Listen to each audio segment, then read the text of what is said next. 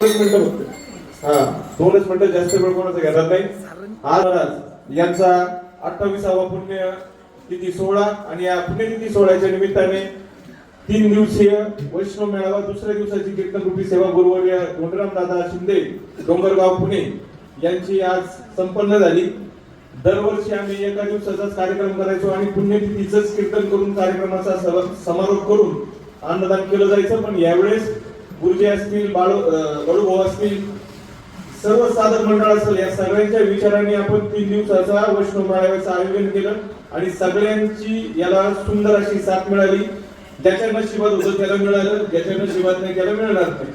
म्हणून आज बाबांचा पुण्यतिथी सोहळा आणि त्या निमित्ताने बाबांच्या कार्याला सिंहाचा वाटा म्हणजे बाबांना सोबत घेऊन फिरणारे गुरुवर्य धोंडराम दादा शिंदे यांच्यासाठी जोरदार टाळ्या वाजवा. बाबांचं कार्य अहोरात्र या महात्म्यांनी केलं आणि मगाशी त्यांनी एक शब्द वापरला की ही लोक परत तुम्हाला भेटणार नाही.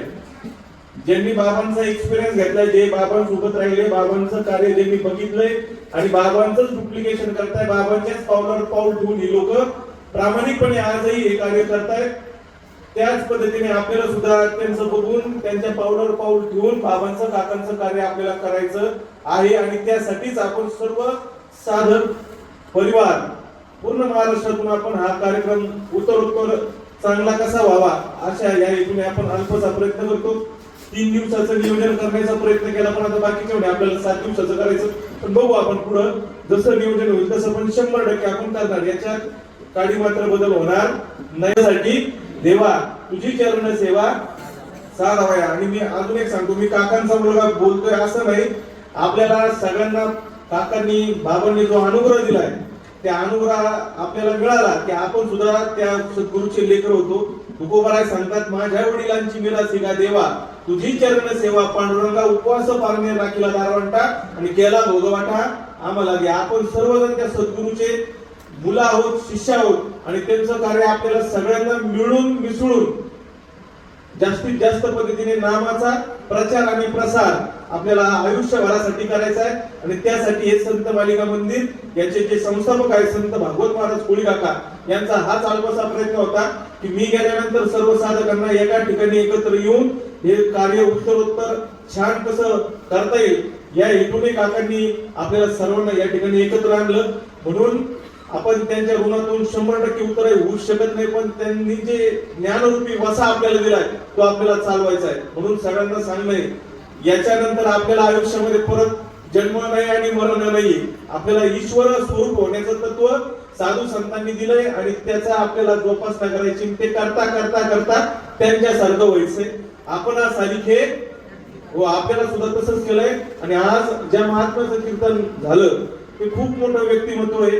पूर्ण महाराष्ट्र आणि महाराष्ट्राच्या बाहेर सुंदर असं कार्य त्यांचं चालतं आणि सगळ्यांना खूप छान मार्गदर्शन करतात. म्हणून बाबांचे मनपूर्वक आभार.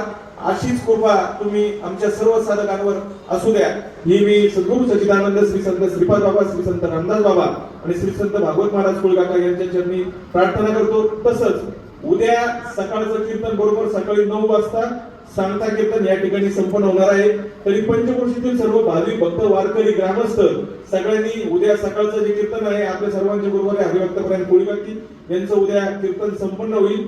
म्हणून बघा प्रसाद हे 3 दिवसाचा कार्यक्रम आहे आणि सगळ्यांनी याला खूप मोठं सहकार्य केलंय. आणि काही कमी जरी पडलं तरी आपण मी सांगून ठेवलंय सगळ्यांना, कमी किती जरी पडलं तरी मी सगळ्या गोष्टी करायला तयार आहे. त्याच्यामुळे 100% अजिबात काळजी करायची नाही. असाच पुण्यतिथी सोहळा आमच्या अनोरद्याला झाला म्हणजे काकांच्या जन्मगावी. आज पूर्ण गावाला गाव जेवण होतं आणि त्या गावात सुद्धा आमच्या अनोरदे गावामध्ये सुद्धा 1.5 दिवसाचा वैष्णव मेळावा फक्त बाबांची पुण्यतिथी थाटात साजरी केली जाते. तिथेही आज खूप मोठा सोहळा साजरा केला गेला. तसंच श्री क्षेत्र घोटी या ठिकाणी सुद्धा बाबांचा पुण्यतिथी सोहळा साजरा करत आहेत. आपणही आपल्या परीने आपल्याला जितकं छान आपल्याला बाबांचं कार्य करता येईल तेवढं करायचंय. ज्याला कोणाला या धर्म कार्यासाठी देणगी द्यायची असेल वस्तू स्वरूपामध्ये, पैशाच्या स्वरूपामध्ये, तर आम्हाला तुम्ही देणगी द्या.